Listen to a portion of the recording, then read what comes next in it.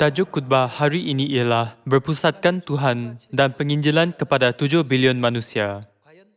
Marilah berfikir, untuk mencapai penginjilan kepada 7 bilion manusia, apakah jenis imam yang diperlukan? Dan kita harus berpusatkan apa untuk menginjil? Mari membuat kesimpulan tentangnya pada hari ini. Penginjilan kepada 7 bilion manusia ialah perintah Tuhan. Apakah yang dikatakan dalam buku Matius bab 24 ayat 14? Injil kerajaan ini akan diberitakan di Samaria dan ke penghujung bumi sebagai kesaksian bagi semua bangsa. Tertulis kepada semua bangsa. Tuhan suruh membaptis dalam nama Bapa, Anak, dan Roh Kudus. Bukankah ini bermaksud bahawa dia sudah melihat zaman Roh Kudus dan meramal? Buku Yesaya bab 46 berkata apa? Tuhan memberitahukan semua dari mulanya hal yang kemudian. Memberitahukan bermaksud bahawa dia sudah lihat, jadi dia memberitahu, bukan? Maksudnya, kita harus menginjil kepada semua orang di dunia tanpa meninggalkan sesiapapun. Jumlahnya kira-kira 7 bilion orang. Jadi kita gunakan frasa penginjilan kepada 7 bilion manusia. Namun, semua hal dan rancangan ini sudah dalam kehendak Tuhan. Adakah apa-apa yang dirancang dan dikehendaki Tuhan tidak terlaksana? Apakah yang Nabi Yesaya katakan dalam buku Yesaya bab 14? Dia berkata bahawa semua maksud Tuhan pasti terjadi dan tiada orang dapat menghalang apa yang Tuhan rancangkan. Tuhan berkata bahawa semuanya akan terlaksana, jadi kita harus percaya dan maju. Untuk mencapai penginjilan kepada 7 bilion manusia, cara, sistem, doa sungguh-sungguh, dan lain-lain semua adalah penting. Namun, siapa harus selalu menjadi pusatnya? Kita harus percaya bahawa ini pasti akan terlaksana kerana semuanya dirancang dan dikehendaki Tuhan. Yosua menaklukki Kanaan dengan iman sebegitu. Hari ini, bapa dan ibu berkata kepada kita, anak-anak Tuhan pada zaman ini mempunyai misi seperti Yosua. Jadi seperti Yosua, kita harus beriman mutlak kepada Tuhan dan ambil bahagian dalam penginjilan. Lalu semua kerja Tuhan akan terlaksana.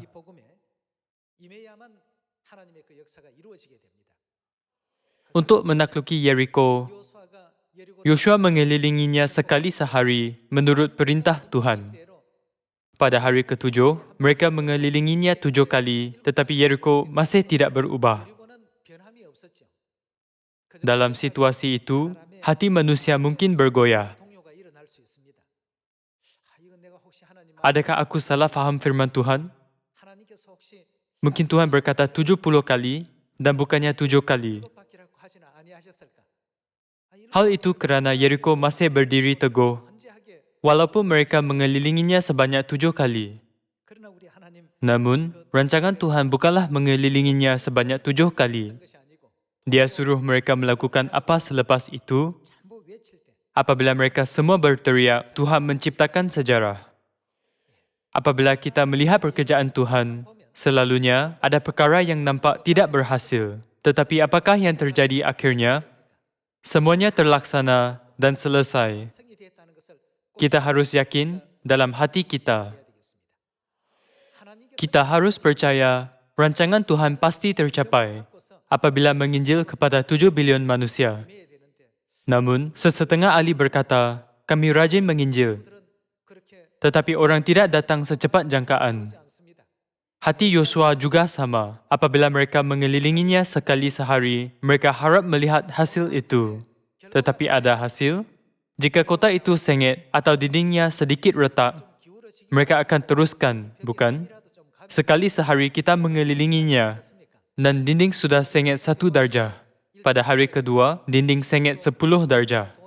Wah! Yeriko akan runtuh selepas 7 pusingan. Mungkin ada perasaan seperti itu. Namun, bagaimana selepas 7 pusingan pada hari ke-7, kota itu tidak bergerak sedikit pun. Memandangkan tiada respons, iman mereka mungkin retak dan timbul keraguan. Namun, Tuhan sering berkata, orang yang bertahan sampai kesudahan akan diselamatkan. Jadi kita mesti bertahan sampai kesudahan. 7 pusingan telah dibuat. Sekarang kita harus berteriak.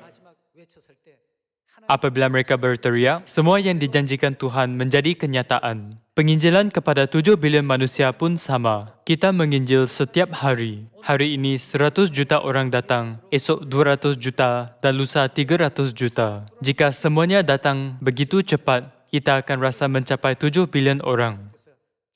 Namun, Tuhan kini hanya melihat kita menginjil dengan tekun.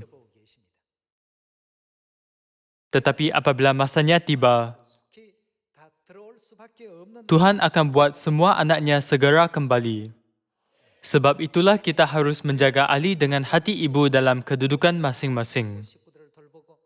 Menginjil kepada semua orang dengan hati ibu, bersungguh-sungguh mengorbankan diri dan melayani orang lain. Sambil berbuat demikian, mari kita menantikan masa kerja Tuhan dipenuhi. Pada hari ke-7, mereka mengelilingi 7 kali. Tetapi Yeriko masih berdiri teguh. Namun masih ada satu hal tertinggal untuk janji Tuhan dicapai. Itulah berteriak. Apabila mereka semua berteriak, kerja itu terlaksana. Oleh itu, sebelum melihat penghujung, janganlah berputus asa separuh jalan. Jadi pada hari ini, marilah kita ambil bahagian dalam lumba iman dengan yakin bahawa penginjilan kepada 7 bilion manusia pasti akan terlaksana. Mari lihat buku Ayub bab 22 ayat 21. Berdamailah hendaknya dengan dia dan jadilah tenteram, maka kebaikan akan mendatangimu. Apa terjadi jika kita mendekati dan berdamai dengan Tuhan? Maka kebaikan akan mendatangimu. Terimalah pengajarannya dan simpanlah firman-Nya dalam hatimu. Maksudnya, pahatkannya dalam hati. Ayat 23, jika engkau berbalik kepada Yang Maha Kuasa, yaitu Tuhan, engkau akan dibangunkan kembali. Jika engkau menjauhkan kezaliman dari kemahmu. Kita semua harap dibangunkan secara rohani. Semua kerja iman bergantung pada Tuhan. Apabila kita mendekati Tuhan, kita akan dibangunkan. Ayat 24, membuang biji emas ke dalam debu, emas Ofir ke tengah batu-batu sungai. Maksudnya, jika ada sesuatu yang dianggap terbaik antara milikmu selain daripada Tuhan, sini berkata, buanglah dari hatimu. Apabila Yang Maha Kuasa menjadi timbunan emasmu dan kekayaan perakmu, maka sungguh-sungguh engkau akan bersenang-senang kerana Yang Maha Kuasa dan akan mengenadah kepada Tuhan. Jikalau engkau berdoa kepadanya, Ia akan, bagaimana? Mengabulkan doamu. Dengan berbuat demikian, Tuhan akan mendengar dan menjawab doa kita. Dan engkau akan membayar nazarmu. Apabila engkau memutuskan berbuat sesuatu, maka akan, bagaimana? Tercapai maksudmu. Pasti akan tercapai. Apabila kita buat rancangan dengan jadikan Tuhan sebagai harta, rancangan itu akan tercapai. Jika hati kita tidak berpusatkan Tuhan, tidak mengasihinya, dan jauh daripadanya, malah cuba mencapai matlamat dengan pusat sebegitu, kerja itu tidak akan terjadi. Apabila kita bekerja dengan jadikan Tuhan sebagai harta, apa yang diputuskan akan tercapai. Cahaya terang menyinari jalan-jalanmu, kerana Tuhan merendahkan orang yang angkuh, tetapi menyelamatkan orang yang menundukkan kepala. Kalian semua, inilah jawapan untuk rancangan penginjilan kepada 7 bilion manusia. Semua jawapannya ada dalam buku Ayub bab 22 ayat 21. Jadi jika kita cuba menginjil kepada semua 7 bilion manusia dengan cara lain, hal itu akan menjadi sangat susah. Namun, Tuhan sudah berkata dengan jelas, Injil ini akan diberitakan kepada semua bangsa. Seterusnya, kesudahan kerja keselamatan akan tiba. Apabila kerja keselamatan tamat, Tuhan akan menghakimi orang jahat dan membawa orang soleh ke kerajaan syurga yang abadi, bukan? Namun, tanpa melakukan kerja keselamatan, janganlah hanya berfikir, bilakah Tuhan akan datang? Bilakah aku pergi ke syurga? Tuhan sudah menentukan urutan. Injil kerajaan ini akan, diberitakan di seluruh dunia menjadi kesaksian bagi semua bangsa. Diberitakan di seluruh dunia. Ada urutan sehingga hari keselamatan tiba. Yesus menjelaskan urutan itu dalam buku Matius bab 24. Adakah kita menjalani gerakan penginjilan 7 bilion dengan hati yang mengharapkan hari keselamatan? Sudah pasti. Kita harus bimbing semua manusia agar mereka bertaubat kepada Tuhan dan diselamatkan.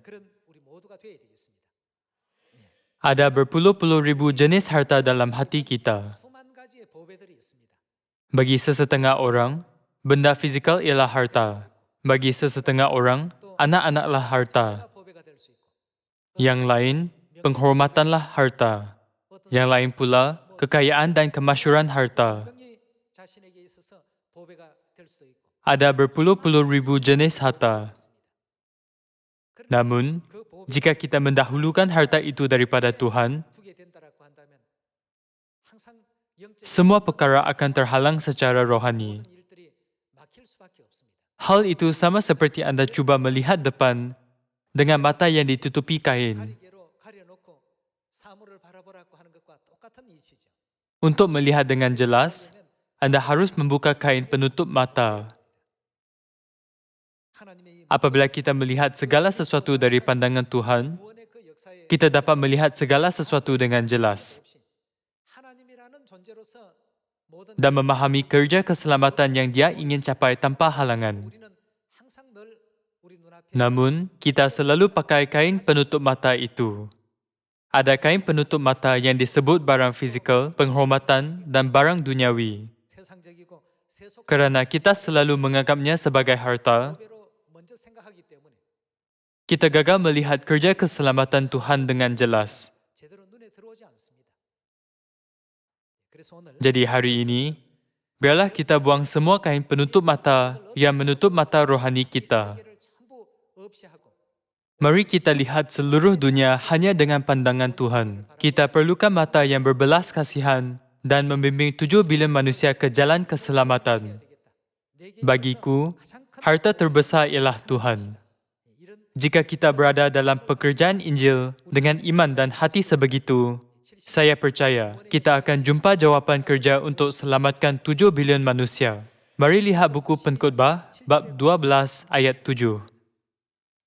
Debu kembali menjadi tanah seperti semula, dan roh kembali kepada Tuhan yang mengaruniakannya. Kesia-siaan atas kesia-siaan, kata Pengkhotbah, segala sesuatu adalah sia-sia. Dia berfikir, rupanya, semua yang dulu aku anggap sebagai harta bukanlah apa-apa. Sebab itulah dia berkata, kesia-siaan atas kesia-siaan, segala sesuatu adalah sia-sia. Namun, dia jumpa harta yang sebenar antara semua kesia-siaan. Mari lihat apakah harta itu dalam ayat 13. Akhir kata dari segala yang didengar ialah, takutlah akan Tuhan dan berpeganglah pada perintah-perintahnya. Kerana ini adalah kewajiban setiap orang. Kewajiban bermaksud tugas. Maksudnya, itulah salah satu kewajipan yang terpenting sebagai manusia. Apabila kita memahaminya dengan betul, penginjilan kepada 7 bilion manusia pasti tercapai. Hal itu kerana Tuhanlah yang memerintahkan, merancang, dan menjalankannya. Kerana Tuhan akan membawa setiap perbuatan ke pengadilan yang berlaku atas segala sesuatu yang tersembunyi, entah itu baik, entah itu jahat. Apabila kita menjadikan Tuhan sebagai harta, tiada apa yang tidak dapat kita lakukan. Betul? Mari lihat buku Mazmur bab 23 ayat 1. Tuhan adalah gembalaku, takkan kekurangan aku. Ia membaringkan aku di padang yang berumput hijau. Ia membimbing aku ke air yang tenang. Ia menyergakan jiwaku. Ia menuntun aku di jalan yang benar oleh kerana namanya. Sekalipun aku berjalan dalam lembah kekelaman, aku tidak takut bahaya, sebab Engkau bersertaku. Gadamu dan tongkatmu, itulah yang menghibur aku. Engkau menyediakan hidangan bagiku di hadapan lawanku. Engkau mengurapi kepalaku dengan minyak, pialaku penuh melimpah. Kebajikan dan kemurahan belaka akan mengikuti aku seumur hidupku, dan aku akan diam dalam rumah Tuhan sepanjang masa. Tuhan ialah gembala kita. Adakah kita kekurangan? Tidak. Dalam proses untuk melaksanakan penginjilan kepada 7 bilion manusia, janganlah fikir, kenapa kita gagal? Kenapa ini tidak jadi? Terhadap perkara yang berlaku setiap hari. Sekarang, Tuhan sedang melakukannya dan membimbing. Apabila Jericho ditakluki, Tuhan membimbing kerja itu pada hari ke-6 dan ke-7. Adakah mana-mana kerja janji Tuhan tidak terlaksana? Pernahkah mana-mana ramalan tidak dipenuhi? Kita mesti percaya secara mutlak bahawa semuanya pasti tercapai. Tuhan ialah gembala kita. Semua jalan yang Tuhan bimbing ialah jalan kebenaran. Walaupun melalui lembah kematian dan kekelaman, kita tidak takut bahaya kerana Tuhan selalu bersama dengan kita. Jika gagal menganggap Tuhan sebagai gembala, kita akan berfikir, kita yang melaksanakannya, kita yang merancang. Hal itu lancar seperti yang kita rancang. Dengan fikiran sebegitu, kita tidak dapat menerima hasil yang baik.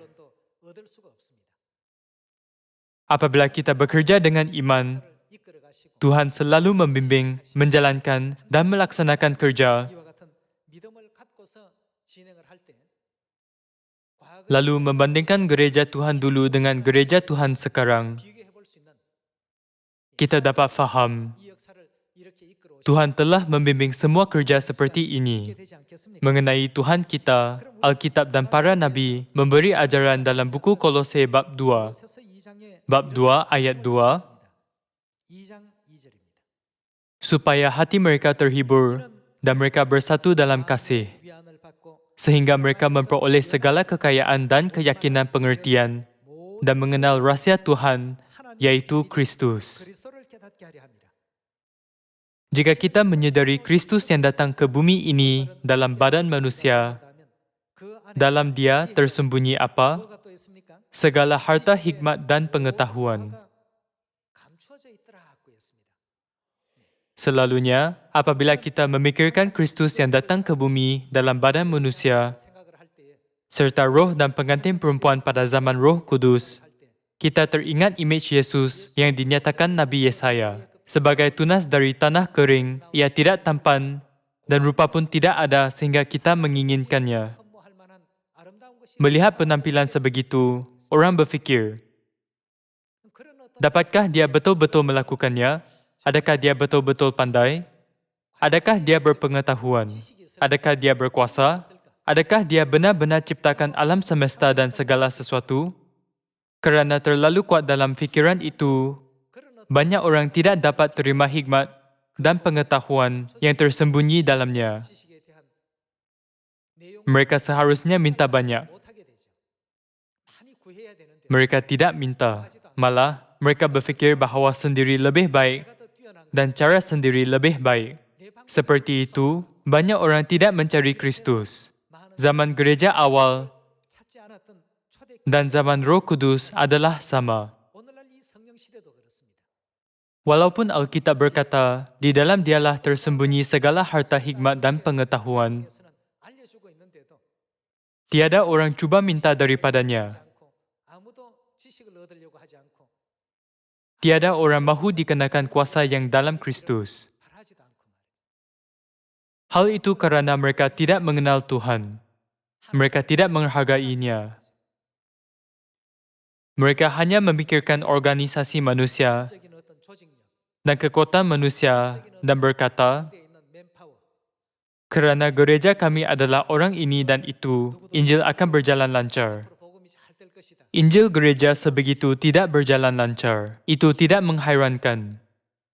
Namun, sesetengah gereja yang berkerangan berkata, Bapa dan Ibu, tiada orang dapat bantu kami kecuali Engkau. Tolonglah kami dalam penginjilan. Amat mengejutkan, Injil gereja itu menjadi baik. Banyak kali, saya terkejut melihat buah mereka. Saya berfikir, bagaimanakah mereka dapat membimbing semua orang itu?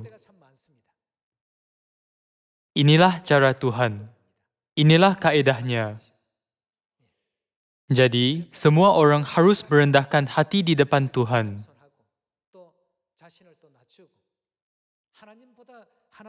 Tiada kerja manusia lebih hebat daripada kerja Tuhan.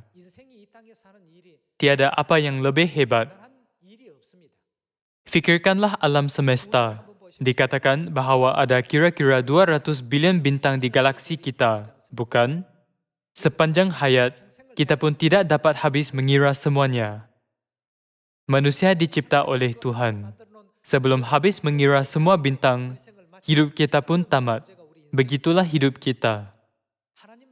Sebelum mengenali benda yang Tuhan ciptakan, hidup kita pun tamat. Itulah manusia. Namun, Tuhan kita menciptakan alam semesta yang mempunyai lebih daripada 200 bilion bintang dan mengendalikannya, bukan? Manusia memuji Salomo sebagai raja yang paling bijak di bumi. Namun, dia memberi kesimpulan, kesia-siaan atas kesia-siaan. Segala sesuatu adalah sia-sia. Semua kekayaan dan kemuliaan yang dia nikmati, semua benar-benar sia-sia berbanding dengan kemuliaan yang akan kita nikmati di kerajaan syurga. Dia berkata bahawa semua bukanlah apa-apa. Segala sesuatu adalah sia-sia. Oleh itu, kita harus mengenali Tuhan dengan betul, mencari kebijaksanaan, cara dan rahmat-Nya, agar kita dapat memenuhi penginjilan kepada 7 bilion manusia. Kita harus percaya bahawa Injil ini pasti akan tercapai. Apabila kita mengelilingi kota pada hari pertama, hari kedua, ketiga, janganlah patah semangat berkata, adakah ini menjadi atau tidak, tetapi harus maju sampai akhir menurut firman Tuhan. Jika kita tunggu, sabar, bertahan, berdoa, lebih bekerja keras, seperti yang Tuhan firmankan, beritakanlah Paskah Perjanjian Baru dengan sungguh-sungguh dan memberitakan Paskah, serta bersungguh-sungguh memberitakan Ibu. Jika Tuhan berkata, beritakanlah Ibu Syurgawi Yerusalem, maka Tuhan akan melaksanakan kerja dengan semua unsur itu. Tuhan mempunyai rancangan dan fikiran yang lebih baik daripada kita. Tuhan mempunyai cara yang lebih baik daripada kita. Bukankah kita harus ikut cara yang lebih baik itu? Jika anda fikir ada sesuatu yang mustahil bagi Tuhan, yang mengendalikan seluruh alam semesta, itu fikiran yang salah. Itu bermaksud anda tidak mengenal Tuhan. Janganlah hanya melihat bumi dan dunia yang kita miliki. Teruslah pandang dunia syurgawi. Ada banyak bintang di langit. Berbilion-bilion tahun diperlukan untuk bergerak dari bintang ini ke bintang itu. Manusia ada batasan. Jadi, tiada sebab untuk membanggakan diri, bukan? Tiada sebab untuk kita menjadi angkuh. Tuhan mengendalikan alam semesta dan menciptakan kita. Jika betul-betul percaya bahawa Tuhan kini membimbing kita ke jalan benar untuk menunjukkan kasih kepada kita, kita harus selalu bergantung pada firman-Nya. Kita harus ikut cara pimpinannya yang lembut. Kita harus percaya bahawa Injil ini akan disebarkan kepada semua 7 bilion manusia, seperti yang tertulis dalam buku Mazmur. Hari meneruskan berita itu kepada hari, dan malam menyampaikan pengetahuan itu kepada malam.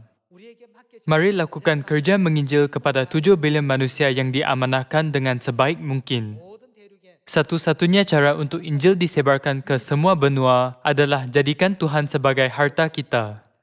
Lalu, apa sahaja rancangan kita demi Injil pun pasti akan tercapai.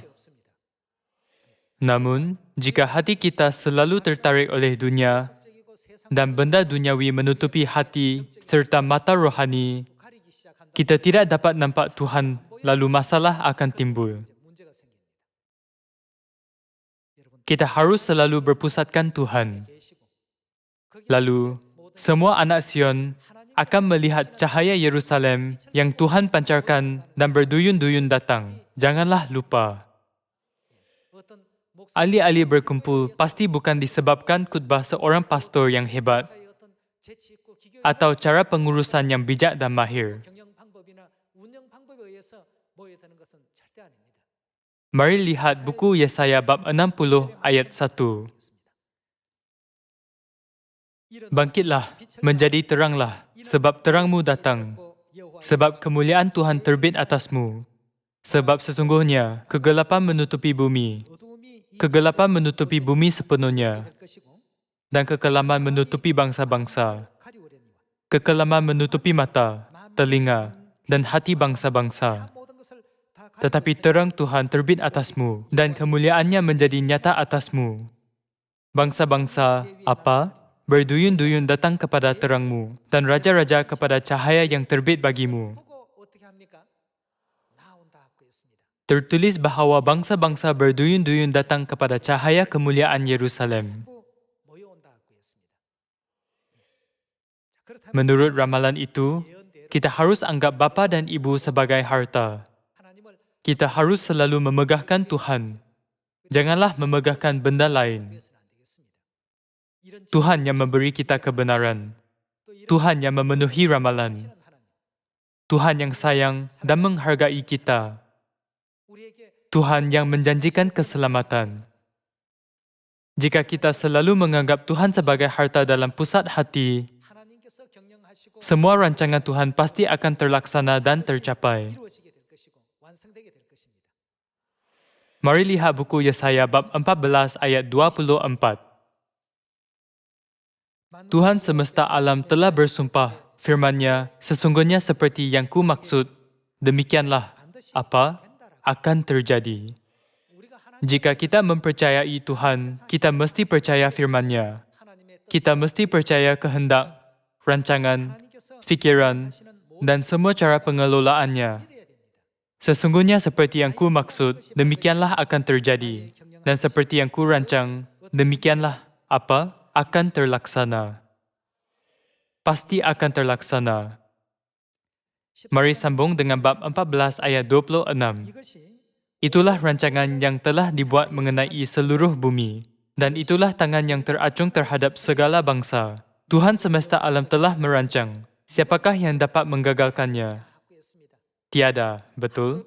Tangannya telah teracung. Siapakah yang dapat membuatnya ditarik kembali? Caranya adalah menjadikan Tuhan sebagai harta. Jika ada sesuatu yang lain dalam kita, keluarkannya lah dengan cepat. Dan jadikanlah Tuhan harta dalam kita. Jika kita cuba melaksanakan sesuatu kerja tanpa mempunyai Tuhan dalam kita sebagai harta, kerja itu akan menjadi lambat dan akhirnya gagal. Hari ini, tolong pahatkan kehendak Tuhan menginjil kepada 7 bilion manusia dengan berpusatkan Tuhan dalam hati sekali lagi dan percaya bahawa kerja yang dilakukan Tuhan pasti terlaksana. Walaupun tiada hasil dengan cepat dalam masa sebulan, janganlah sedih atau kecewa. Sebaliknya, kita harus memeriksa sama ada sendiri menjalani kehidupan benar menurut ajaran bapa dan ibu. Jika ada firman, bertimbang rasa, maka pahatkannya lah dalam hati dan bertimbang rasa. Dan jika kita disuruh berdamai, kita harus berdamai. Kalau tidak, mustahillah untuk capai penginjilan kepada 7 bilion orang. Maka dapatkah rancangan itu terlaksana?